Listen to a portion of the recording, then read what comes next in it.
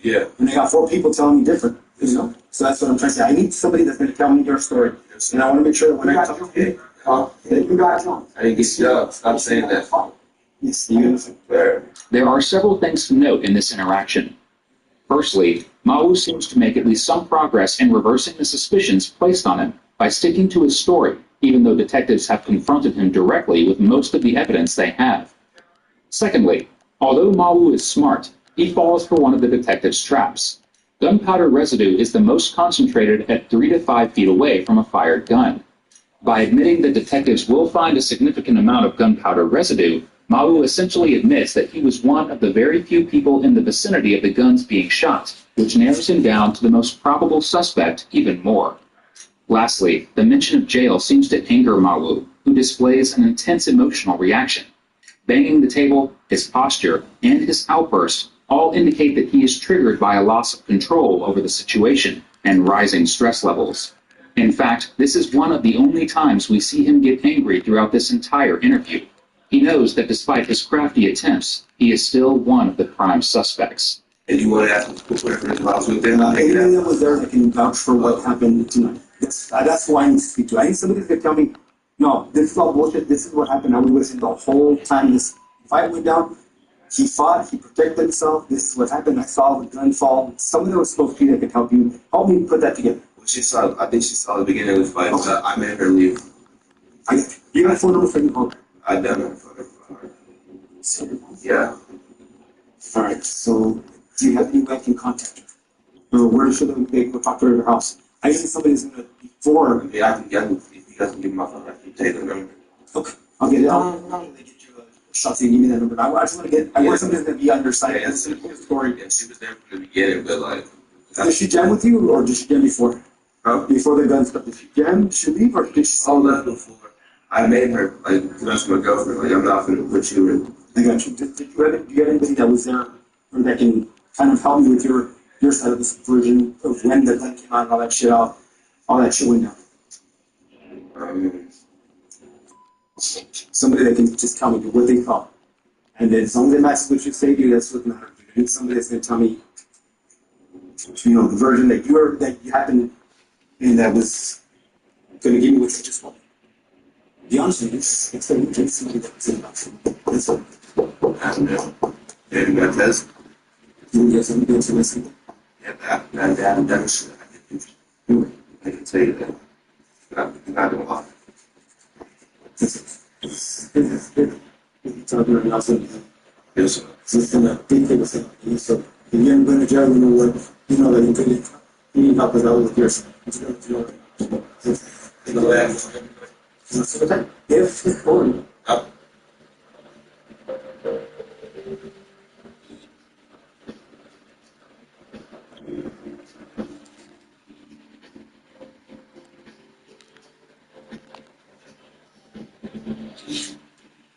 Community is excited for our new collection. Launching our books for Hispanic Heritage Month is so important to us because it's a product that's helping families raise bilingual children. But we're nervous, like, it's not on a boat right now. It's on a boat. We're worried that it won't get here on time.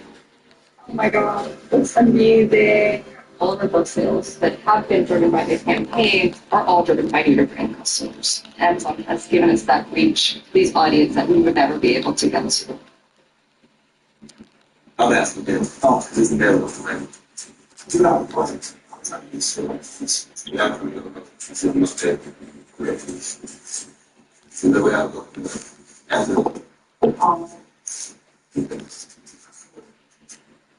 That's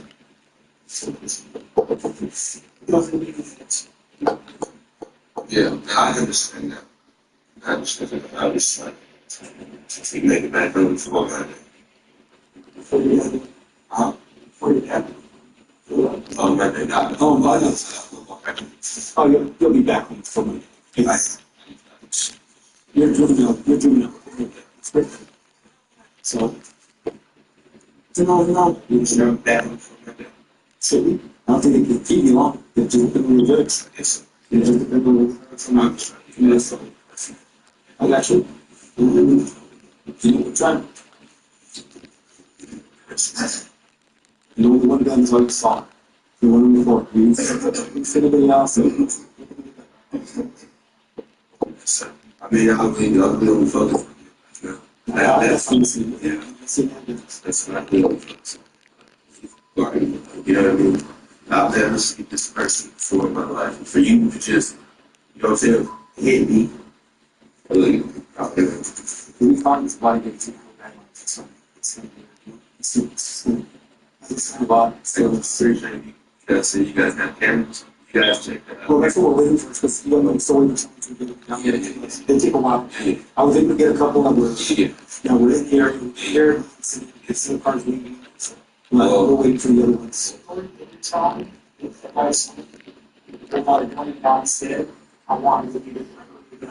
Yeah, yes, sir. Like, you guys have cameras, I guarantee you, like, percent, you definitely have cameras, like, you will see. The black satch, they. Yes, sir. There's like 100 parts to this. Yes, sir. Yes, sir. So video evidence, everybody says hotspot video evidence, Yeah. right? That's what. Video evidence. Like, much. We like, tell you guys, This is coming up soon. So, yes, sir.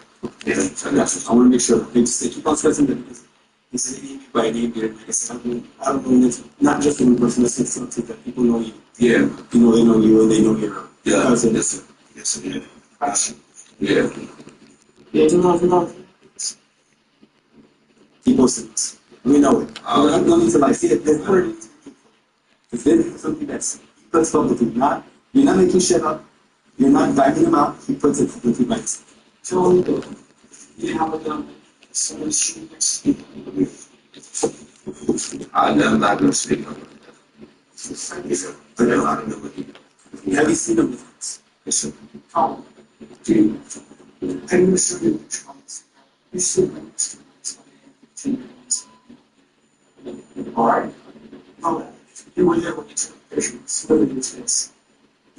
So then it's a lot that he misses. Yes, sir. So some of the questions. Yes, sir. Switch the on to top. Hey, here's the right now. Student cousin, on trouble. This cousin, seems like the cousin.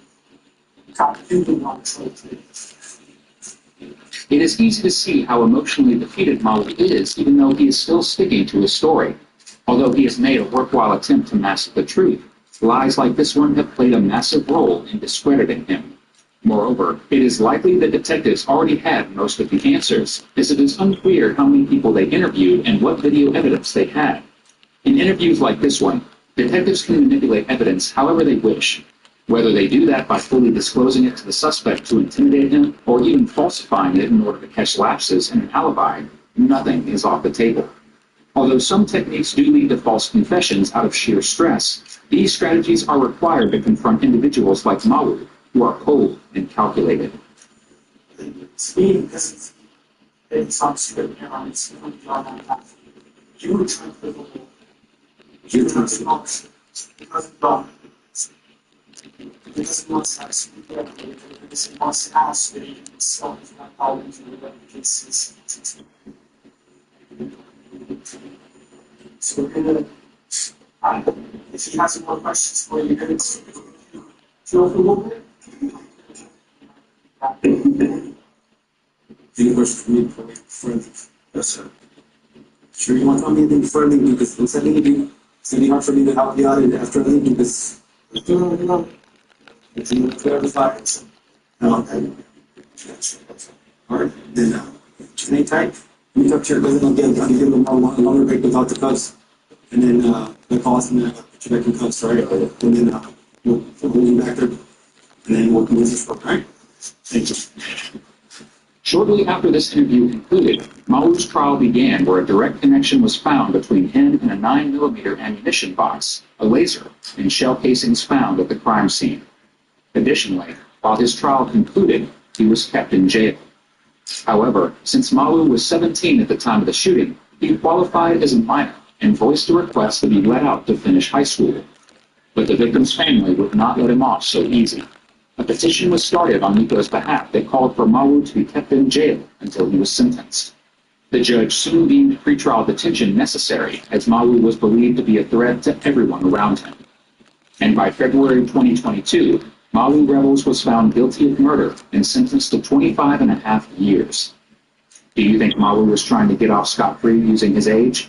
Yes or no? Let me know in the comments. Do not wait until you have dry lips to start treatment. You want to prevent your lips from getting dry. For keeping your lips healthy, I recommend it. Chores look different with Cox multi-gig speeds. Power all your devices at once with multi-gig speeds.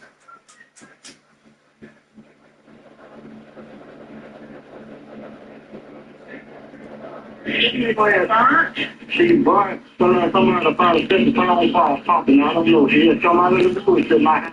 That's the worst one I've seen. I couldn't believe she was still conscious and alert with the amount of burns she had. What did she do that was so awful that she would die torturous death like this? That's what we want to know. I know, baby, go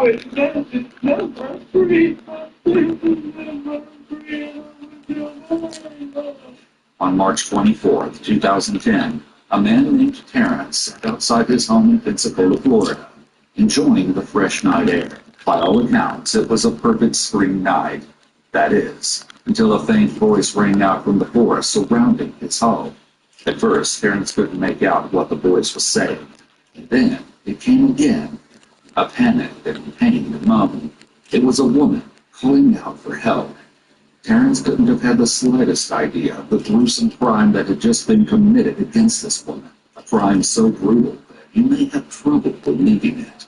In reference to the call, we're on scene prior saying that the patient, she got technically burns over 100% of her body, but she's saying that there was no vehicle involved, that people dragged her out of her house and set her on fire. At first, through the forest shrouded in shadows, Terrence couldn't make out the woman calling for help. Moments later, he finally could.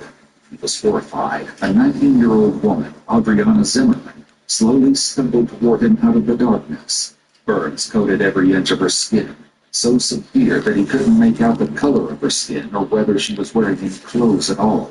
Parents called 911 while Adriana sought refuge on his porch. Yeah, what's going on?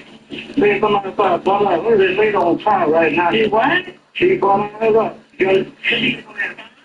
She bought someone about 50 pounds off something. I don't know. She just come out of the blue to my house.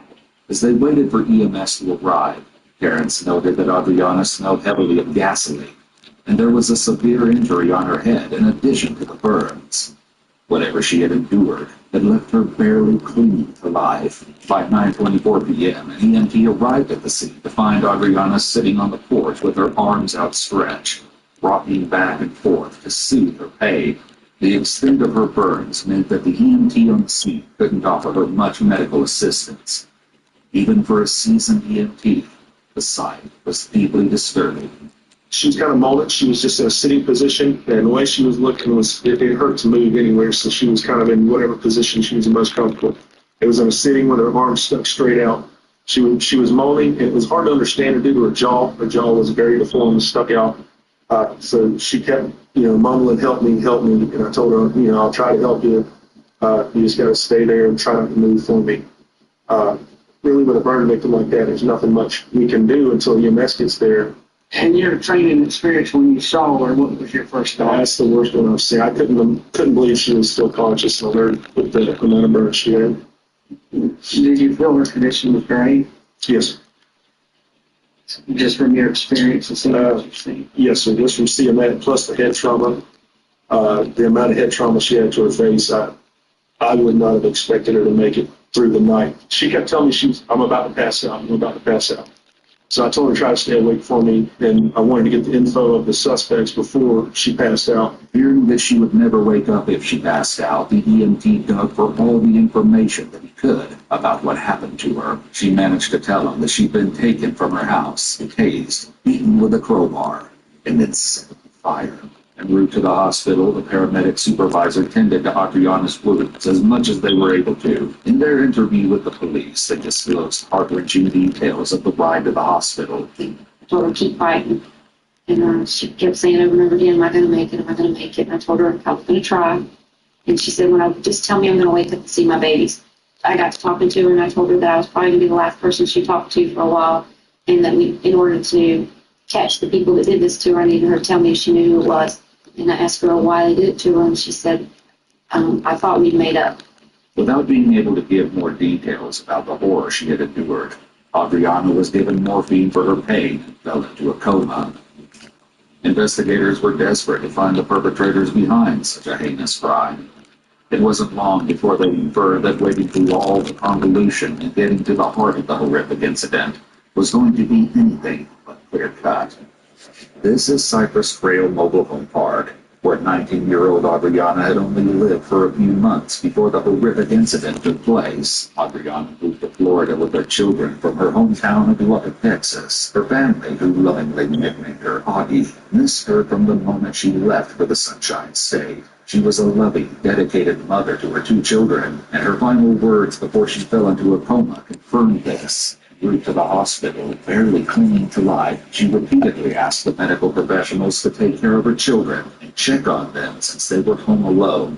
Mere hours after Adriana was taken to the hospital, law enforcement arrived at the trailer park. They knocked on Tina Brown's door at lot number 3 of the trailer park, where she lived with her 16-year-old daughter, Brittany Miller. Then they knocked repeatedly at lot number 1, where Heather Lee resided with her husband, Aaron Lee. For nearly an hour, no one responded, until finally, after incessant knocking, Heather answered. She, Darren, and Tina had been holed up inside her home the entire time. By then, the police had plenty of questions for them. Throughout the interrogations you're about to see, law enforcement is forced to wade through a sea of contradictions and lies created by suspects who were seemingly racing each other to dry land. That race of escape began the moment Heather Lee was put in a cop car to be brought back to the station for questioning.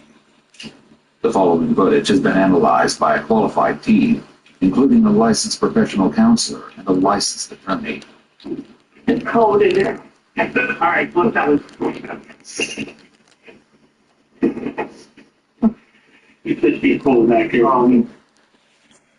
Can you tell me what's going on? Can you tell me what's going on? Just hang tight, okay. After sitting Heather in the car, the police leave her alone for another 20 minutes. She fidgets anxiously in the back seat. Everybody be asking me, man, does the Bluetooth actually work? Bro, you get a pump for free. It's free. You can get 1 month for free. So you What's your phone name? H-E-A-T-H-E-R. You work anywhere? No, sir.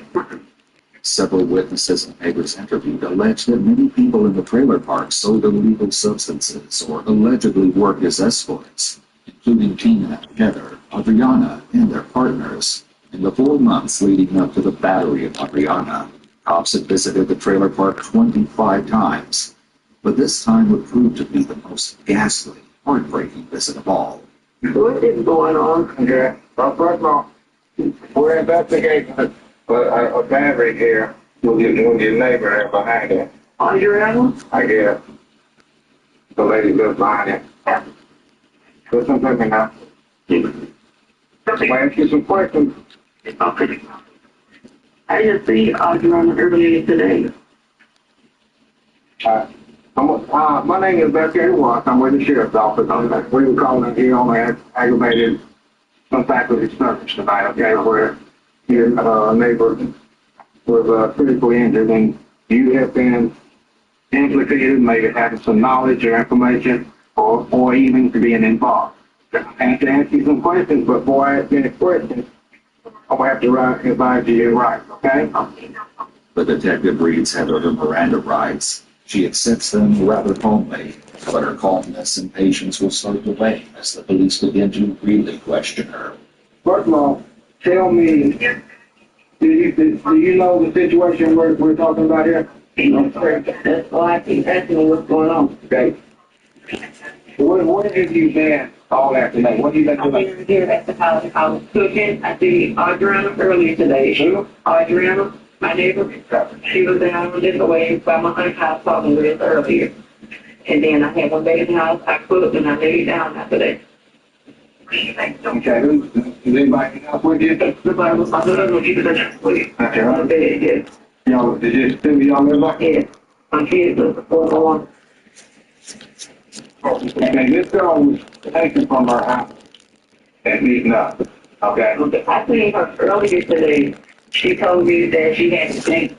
That's all she would tell me. And I asked her who it was. She was riding a bike up and down Detroit.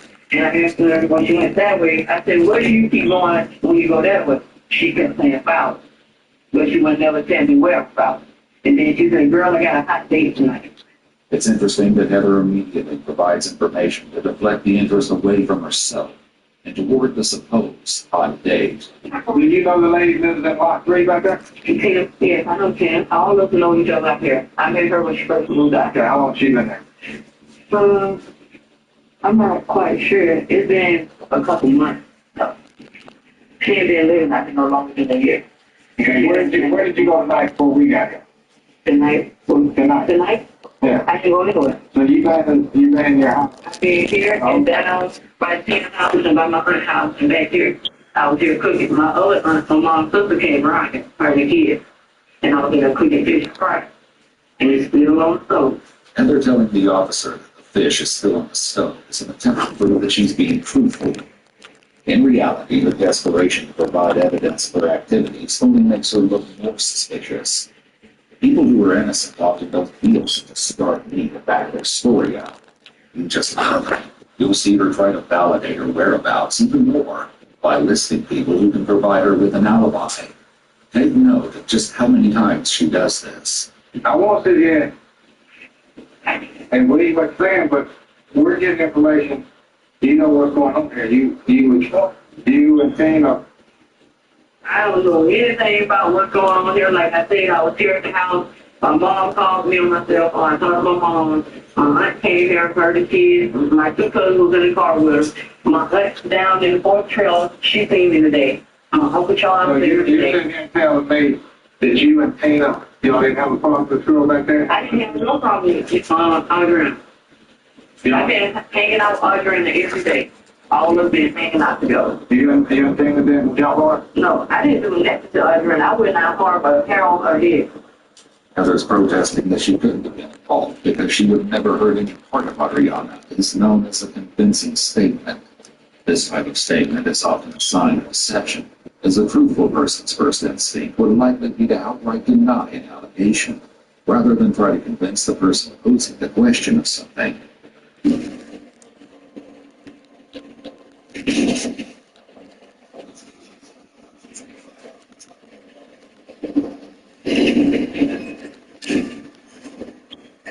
Ship sunk.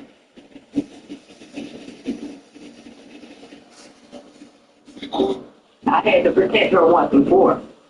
Because her and some girls were being into it. And I stopped her from jumping off. Other than that, I haven't had any problems with her. Her kids, I always have her kids with me. Yeah, Audrey is just like that. Ever since she moved out here, we became friends. Here, Heather's palm seems to be facing up as she's speaking. The palm-up position is not very affirmative. It suggests that the speaker is asking or pleading to be believed. This may indicate that she's feeling uncertain about the statement she just made. And the kids, I love the kids. They want with me to get my hair done and everything. I seen her this morning, and then I seen her about 2 and about 3. Where'd you see her at? I seen her down this way by my aunt's house. She was right down there. Yeah, she was right down there. Because when you were down there when you saw her, Yeah. it was those three. She came with the So you saying you saw her 3 different times? Yes, I seen her. She was down there. She was down there, she was talking to me. No, you know about this? Yes, sir. And I put that on everything. I'm glad that the thing you gave me, the truth is not your Yes, sir. Yes, sir. Audrey is my friend. You didn't get it up? No, sir. The police conclude their interview, but what Heather requests next is very telling and makes her look even more suspicious. I want to see her. See her? Audrey. Well, that's not going to be possible right now. You guys, before you got it. Would you tell me if you know what? Yes, sir. Is that my friend? Okay. All right, we'll be back with you in just a second. Okay.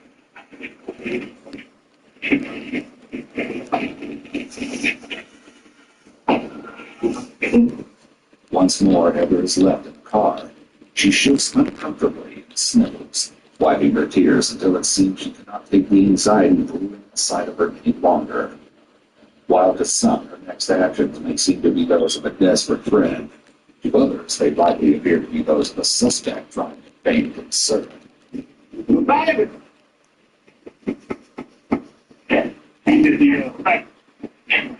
I wanted to know what's going on. I wanted to know what's going on. Didn't they ever tell you already? Yeah, they told me that, but Okay, well, I can't tell you more than what they told us, sweetheart. I mean, they didn't tell me I was going to get arrested. No, Or, you're not under arrest. okay, now how can I find out where can I go see her at? You just have to wait, okay? And then when they all get done, I can find out. Yes, ma'am. Okay. All right. Okay. You have to come and get more copies. Okay. Meet Darren Lee, Heather's husband.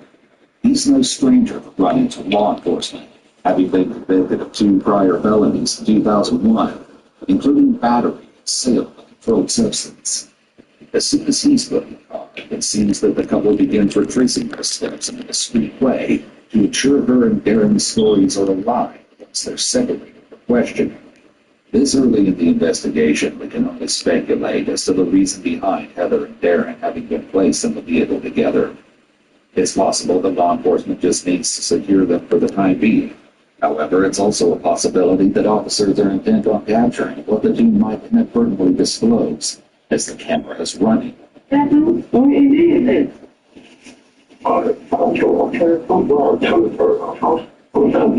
That's what they told me.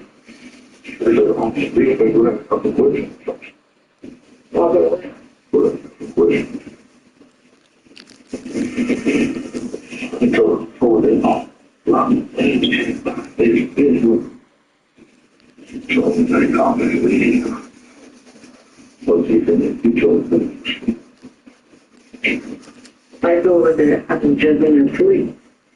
What do you think? I'm good.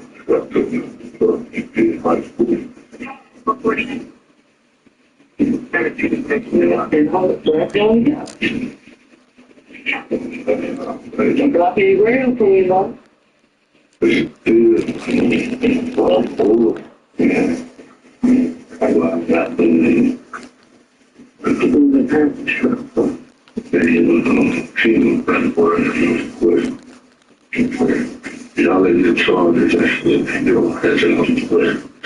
I ain't got no problem with them. Like I told you. You see on the drill earlier today. What guarantee? They no guarantee. No, we don't guarantee. I don't know who that kid over there. Heather's reaction to Darren mentioning the police taking gas cans off their porch is rather frantic and over the top. No guarantee. No, we don't guarantee over there. Especially considering the fact that at this time, officers had not even disclosed that Adriana was burned. I ain't know what the hell was going on. They told me I just seen her today. And now they saying she in intensive care. I seen her repair that door. She had to go that day today. I'm going to give you about a minute more, say your things, and we can go. I ain't talk to you real quick, all right? Tell me about a minute more, say goodbye. Hey, I don't know, Rick. You are not free to go at this time, so you can consider whatever you want to do. You're not free to go right now. Okay. All right? Okay. They got told you 48 hours. You are, hey, I think you changed it this time. How about that? Sure, we can do it. Oh. The two are being detained as the officer has reasonable suspicion that there is criminal activity afoot, or evidence of criminal activity to be found through the temporary detention and questioning of the individuals. What the fuck? The detention is What was that? arrest, which requires He was on about a the officer circle. has probable cause to believe a crime has in fact been committed, was in the process of What the fuck just happened? Even though they gave me back the ball, what was that? probable cause is higher than that of a reasonable suspicion. Reasonable suspicion must be based on specific and articulable facts, combined with rational inferences from those facts. The suspicion must be associated with a specific individual or individuals being detained.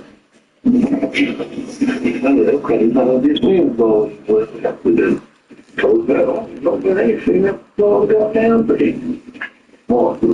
hit my phone and call James.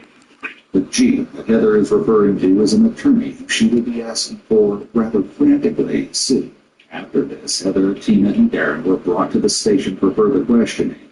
However, there was still one person missing cops desperately wanted to speak with, 16-year-old Brittany Miller, Tina's daughter.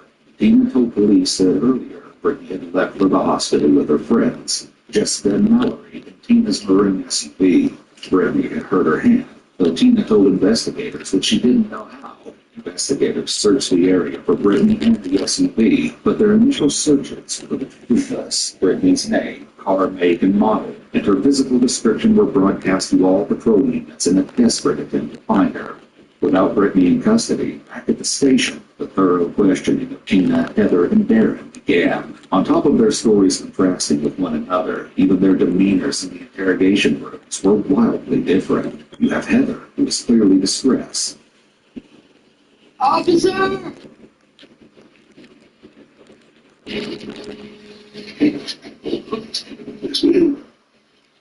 He's gave me a pierce or something. Oh, man, good. What did he feel me? I'm telling the anxiety attack. I have anxiety attacks. I've already told that she will be coming back to you. Okay? That's all I can do right this moment. Yeah. Don't turn the chair from yes, put your head down on the desk. Just breathe.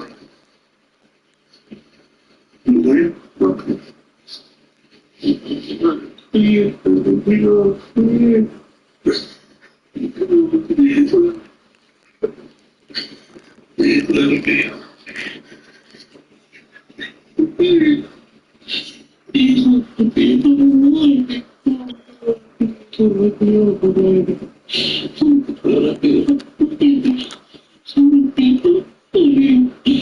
Heather's anxiety is tangible in the 30 minutes she's left alone in the interrogation room. And as you'll see shortly when her interrogation continues, she has every reason to be anxious. Her husband, on the other hand, didn't seem entirely concerned that he was interrogated, even casually chatting with someone on the phone beforehand.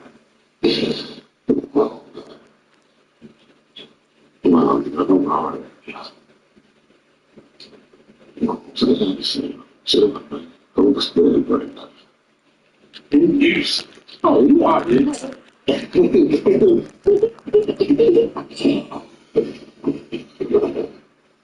to try to do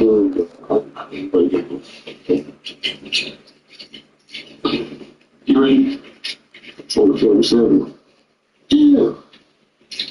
That's real. I'm going to do it.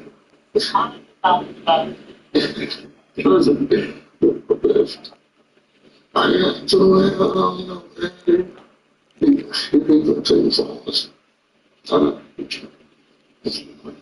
you done? Alright, then there's Tina, sitting motionless in the interrogation room while she waits for police to enter and question her. Sometimes you'll come across clients who are actually surprised that they don't have to help out. They're like, oh, are you sure you guys couldn't get that? It's £40,000, you know, and then the both of us are figuring out with Eve, you can always see that they're very stoked out with that.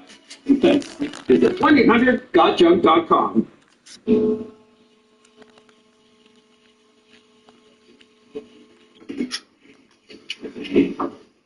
you have a phone?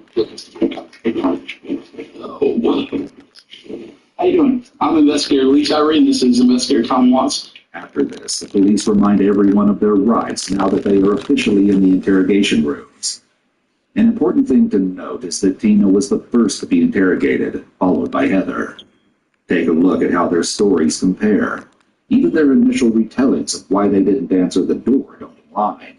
I've been talking to you for a few minutes. I was kind of trying to find out why you weren't answering the door when we came to your house this evening. You explained that you saw the cops and that you were nervous about that. Is that true? No, we were just watching movies. Okay, so you, Darren, and Tina were sitting in the, sitting there in the living room watching movies. And when the cops knocked on the door, what y'all do? You didn't say anything. Okay. Why you answer the door? They ain't my door. Okay. Do they do anything special when the cops knocked on the door? Turn out the lights, turn off Like TV? already out, because we were being nosy, looking out the window, seeing what's going on next door. Okay, so you saw the cops next door first. Were the lights on before the cops came over next door? Yeah. And then y'all turned them off when they came over next door? You see better with the lights on. You don't see nobody looking back at you. Tina haven't been at my house all night. Okay, so you sitting there in the living room watching movies. Tina hasn't been, she haven't been at my house all night. Where was she at? She came in. She came and knocked on the door, and I got up. She said the police was out there. Okay. And I just laid there. Did she I was on the couch. I just laid there because I was asleep. Did she ever come in the house after she told you the police was there? She came in the house and she sat there. Yeah, she sat on my couch. What And I asked her what was going on, and she told me she didn't know. I'm confused here because Darren told me that you and Tina were there and cooking all night. Tina was there when I was cooking earlier. Okay. But she wasn't out there all night. Where did she go? She had left. She told me she was going home. Okay. About what time was that? It was, what time I was cooking? It was getting dark when I was cooking. And I stopped cooking about 6 or 7. So Tina left around 6 or 7? Yeah, she left. Okay. And when did she come back over to your house? She came back probably like 30 minutes to an hour later. So she was gone for 30 minutes to an hour. Yeah, and she comes back and the cops show up right at the same time? She came back, she said the cops outside. Did you see the cops outside that time? I got up and I looked and I seen the lights. You can see the smart lights. I see the smart lights. And where are they at? They was outside. Are they outside? They was outside Tina's house. They were outside Tina's house? They was outside Tina's house. Were they outside of Adriana's house at all or no? When I came out, they was outside Adriana's house. Okay, When they knocked on the door, and I answered the door. Yeah, when I You didn't answer the door for like an hour. they didn't knock on my door. Oh yeah, they beat on that door. And I don't like one they did because I was laying right there on the couch and I didn't hear no knocks. Even your husband said they beat on the door and you wasn't going to answer the door. And then Tina said they beat on the door and y'all didn't answer. I got up. It seems Heather is facing what is known as the prisoner's dilemma. This occurs when two or more individuals who are involved in a crime are isolated from one another and urged to confess to the crime. Each is concerned only with receiving the shortest possible prison sentence, and each must decide whether to confess without knowing what decision the other or others will make. And Tina said, hold on, don't answer the door. And I asked her why. Okay. We're getting a big diversity in this story. And I'm gonna tell you like it is. Adriana is my friend. I would never hurt her. Tina came to my house and she told me not to answer my door. I asked her why. She said, because the cops is out there. Heather's emphasis points are extremely off here when she states, "She's my friend," then hits the table, followed by, "I would never hurt her," and strikes the table again. You can actually see and hear how her nonverbal emphasis does not naturally line up with her words as it should. This is widely recognized as an indicator of deception. And then she asked me, she said, where are the cops at? After they down by your house, why you keep asking me where the cops at? And she went and never said. She started back, she was acting nervous, she started back puffing on the cigarette. Did she look like she was been running, or did she look like she'd been in a fight? She was acting normal. Wix gives you the power of AI to build the website you need. With full business functionality and design tailored just for you. Customize every element of your website and watch your vision come to life in minutes. Control everything from the biggest tasks to the finest details. Personalized, optimized, ready. Notice that Heather's palm is up here, which may be an indication once again that she's unsure of the story she's telling and asking to be believed. Let me ask you a question. She was acting normal. You said when we When I asked, I said, Tina, you seen Adriana tonight? She said, No, I haven't seen it. Nothing. And she didn't tell you why she didn't want you to answer the door. She didn't say anything about why not to answer. She didn't tell you not to answer the door. Yeah. And I told her, I said, I don't have anything to hide. I'm gonna open my door. And then I got up and I said, who is it? And they said, the sheriff's department. And I opened the door. What was Darren doing? He was laying at the bottom of the couch watching TV.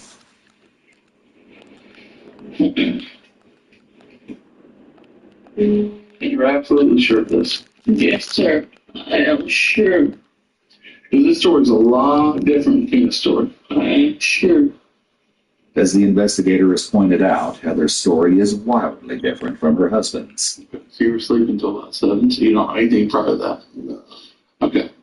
And your wife tells me this story about Tina coming in, seeing the cops are outside, and that y'all look out and you see the cops surrounding Ms. Dimmerman's trailer. And she says for y'all not to answer the door. Now, I don't recall any of that conversation going on in yours. Now, I do remember you saying y'all didn't answer the door because it's police. Tell me about that. I don't want to say the police is out there. Okay, so you don't recall Tina coming in and saying the police are outside? Tina was already in the house. Because your wife tells us that you and her at home alone, Tina comes barreling in and saying, hey, the cops are outside. And y'all see the cops outside, and Tina's saying, don't answer the door. No, that's a lie. Yeah. Okay. Because that's what Heather told us. Your wife. I'm telling you that's a lie. Okay. Why would she lie to us? Do you know? I mean, she was distraught. She was crying. She was telling us this story. She seemed like emotional. Well, emotional, but she also seemed sincere. It's possible that Heather is lying in order to make Tina look bad and compromise her alibi, though clearly she and Darren aren't on the same page about that plan. Obviously, you know something's up. Yeah. So, tell me what happened tonight. Nothing happened that I know of. Notice how Tina is rubbing her neck, which is a major red flag. It's obvious that she's feeling very insecure and apprehensive. Neck massaging in general is a calming response. In addition, rubbing the vagus nerve near the side of the neck, close to where a pulse is taken, actually results in the release of acetylcholine, which sends signals to the heart to slow down a person's heart rate. However, this isn't to say she's guilty, as she's clearly in a stressful situation, but it's also an important tell to take note of. See arms and hands if I could. Okay, can I see the top signs? Okay.